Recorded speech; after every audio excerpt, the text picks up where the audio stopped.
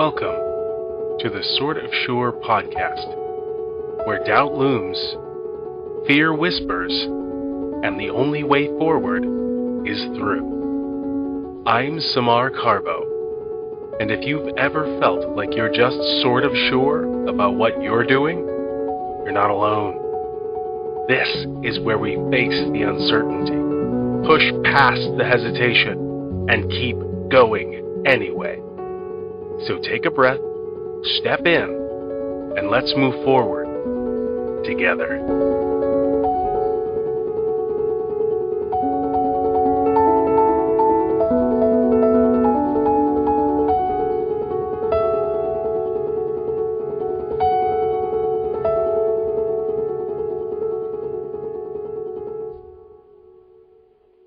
Hello and welcome back to the Sort of Sure podcast. This is Samar Carbo.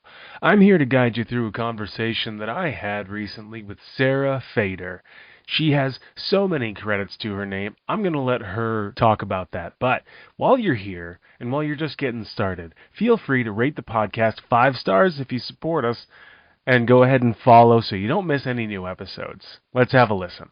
Hi, my name is Sarah Fader. I am a writer, speaker, journalist, and single mom, and also a cat mom. I have been featured on the front page of the Washington Post and in the New York Times. I've written for Psychology Today and lots of other places you can find me online. And I'm really excited to talk about imposter syndrome. So I continually experience imposter syndrome pretty much every day.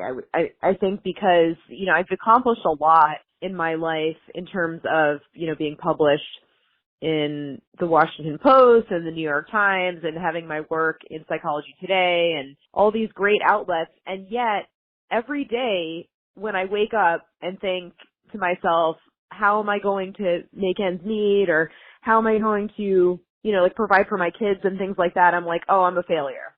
Even though I have all these accomplishments in terms of my writing, and I've done things that I thought I would never do as a child. I've accomplished a lot of success. I've published books. I've spoken at universities, and yet every day I think, oh, I'm a loser. It's not something that makes any sense. And I think part of it has to do with struggling with mental illness, because when you deal with depression doesn't care about facts. It doesn't look at the facts. It's all about feelings. So I've done all these great things, and yet my brain is like, well, you're totally like, it's easy for me to go into that mode of thinking, oh, you're a failure, even though there's no evidence to that effect. It's just a feeling, and depression likes to lie and make you feel that way. It's definitely not my voice. It's the voice of people in my past, maybe my family members, that sort of thing. I like to think of it as an external voice, because one thing that helps me cope with those feelings is to look at it like it's either this part of myself, the inner critic, that is trying to help in some weird dysfunctional way, where it's like the inner critic wants you to try harder or succeed in different ways. And so it's well-meaning, but it's the way that it's going about things is not functional. So it's either that, or sometimes I think of it like it's the voice of a family member that has been hypercritical of me my whole life. Oh, that's really good. And I love that you put the portion of choice in there, because we do have that option, right? We're using our imagination no matter what.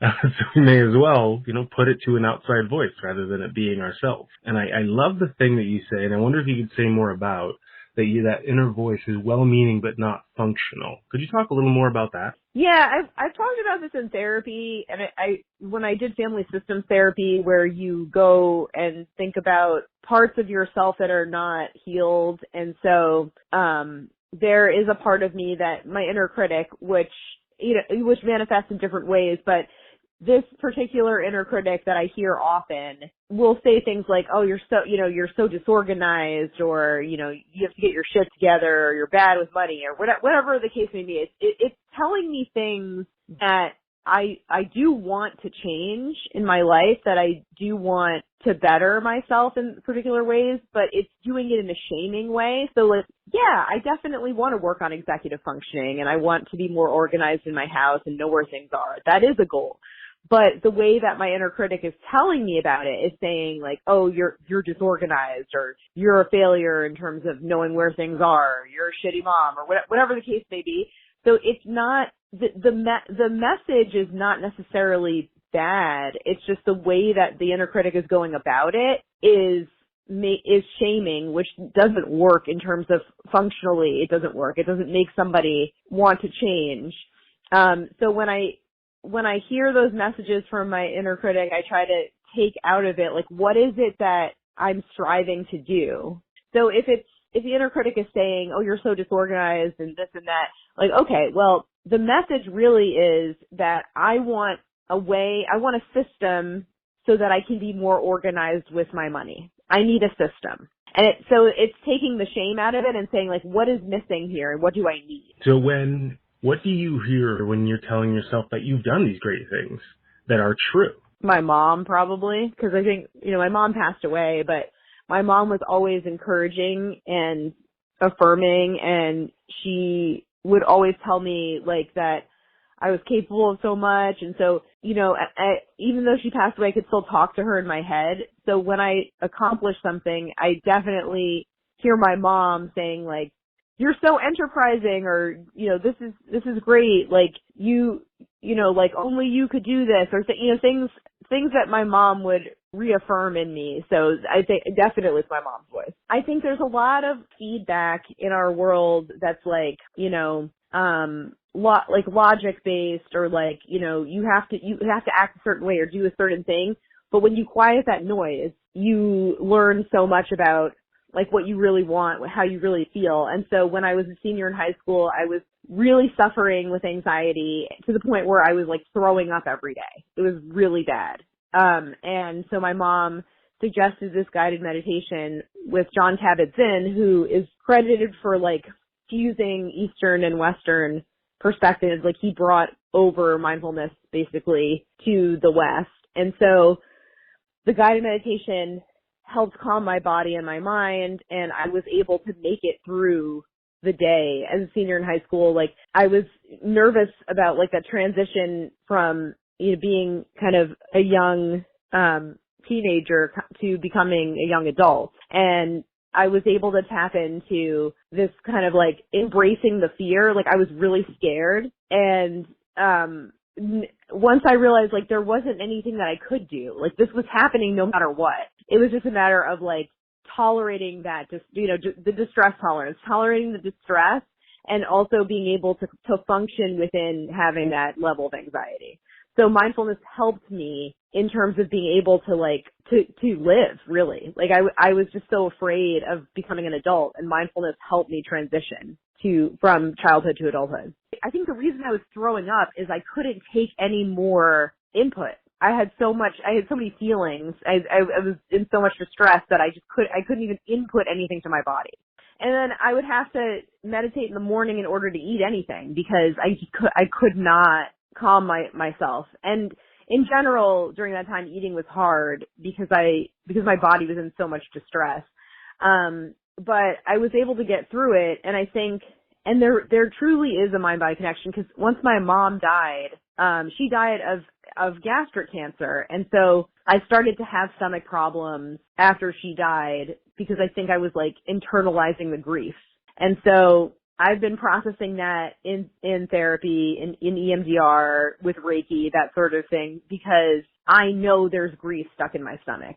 And once I started to process that, then I was dealing with a lot of reflux and things like that. So like once I started to process the grief and really deal with my feelings and speak my truth, the reflux started to dissipate, not entirely, but it did start to get better. I mean, I also am doing a lot of things like with fusing Western and Eastern medicine to treat my stomach, but like there is an emotional component to it, which is that it is pent up grief. Oh, absolutely. And I fully feel that, of course, in my own way. The smallest thing for the audience, one of the smaller things, that you'll be able to see this in your own life is if you're about to go up on stage, there is nothing wrong with your stomach, but you've still got all those butterflies and you've still got the feeling of there being something wrong with your stomach, because that's just where some people hold it. Yeah, there's a lot of emotion in the stomach. There's a lot. And also, like biologically too, like serotonin there's so much serotonin in your belly. And so like when things are moving properly in your stomach, you're going to feel better because you're getting the right, level of serotonin like back up to your brain. So it's interesting if you think about like a lot of the people that have depression, anxiety, like there's a high correlation to like stomach issues and mental health stuff, For me, I just started to pay attention to my body more and things that have helped me in terms of that is like, I really like weightlifting because it actually is physically grounding. And a lot of times with anxiety, I would feel like I was like a floating head, floating above my body. I would forget that I had a body. So doing things that would be grounding for me were extremely important because I am so cerebral and I get stuck in my head. So weightlifting is really helpful to like bring me back down to earth. Oh, that's absolutely fantastic. Situation to sort of find in that meditative, heavy lifting atmosphere. Yeah, because you can't focus. I was gonna say, like, when you're lifting weights, all you can focus on is those weights. You don't have a choice. Like, you're not thinking about like, what happened to you when you're 5, right? Like, you have to focus on what is in front of you because it is like you need to keep yourself safe. Do you have advice for someone who maybe in your previous position or someone out there who wants to write or found a nonprofit or podcast or any of the bunch of things that you've done? Do you have advice for them so that they can get out of imposter syndrome or at least get to the next day around it? Veer away from saying, I'm trying to be this or I'm an aspiring this. That I learned that when I was at a blogging conference called BlogHer, which is not a thing anymore, but I went for years. When you say you're aspiring, you're taking away from your power. So if you want to start a podcast, you start calling yourself a podcaster. If you want to write, start calling yourself a writer and then do things to make that happen. So just because you haven't published a book doesn't mean you're not a writer. A writer is someone who writes, period, end of story, right?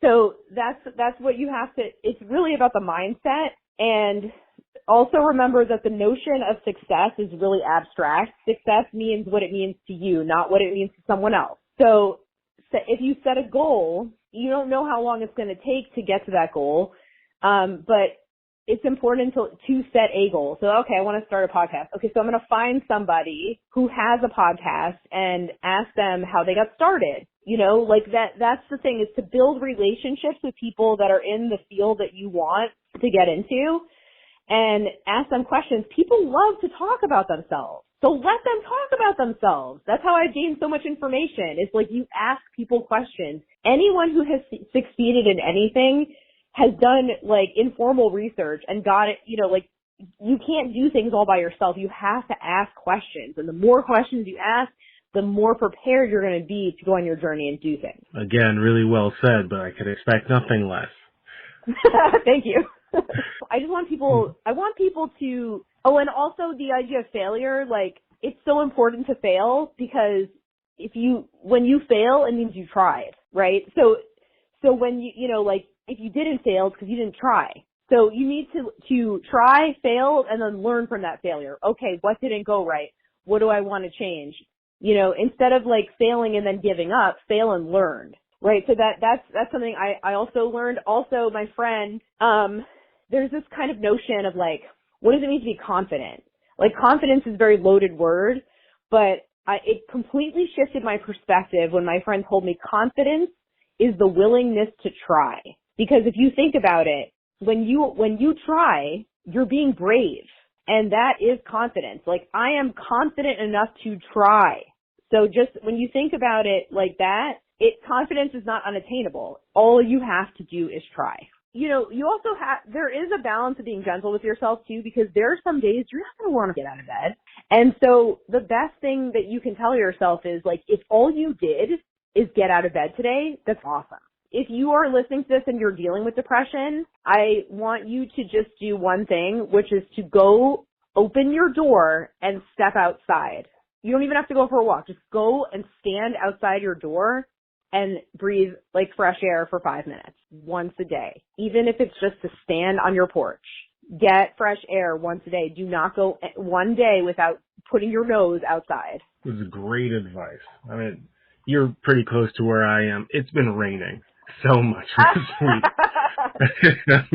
And it's just dreary to look at. You know what, just even stepping out on the porch would have been better. And people use rain as an excuse here too. Like, because I lived in Portland for 2 years and it rained every day. So you just had to do things in the rain no matter what. So, like, there is nothing better than the smell after it rains. It smells so freaking good. Yeah, and they even, I'm blanking on the name, petrichor, the name Petrichor. for the smell. It is life-giving. And I don't know why I don't experience it more in, a non-oppressive capacity. I don't want to be out in it for hours, but sitting on the porch in a rocking chair, that's right. Magic. It is. But yeah, petrichor is the bomb. It's the best. Well, thank you for being on the Sword of Sure podcast. You have a great day, Sarah. Bye now. You too. Take care. Bye-bye. I want to thank Sarah Fader for being on the podcast. There was so much extra audio and conversation that I'm starting to think maybe I should have a Patreon or something so that I can give you guys the raw audio, which would be a little bit less polished, but certainly would include a lot more conversation because that was a really good one. As we move forward, I want to encourage you to head over to sarahfader.com. That's SARAHFADER.com.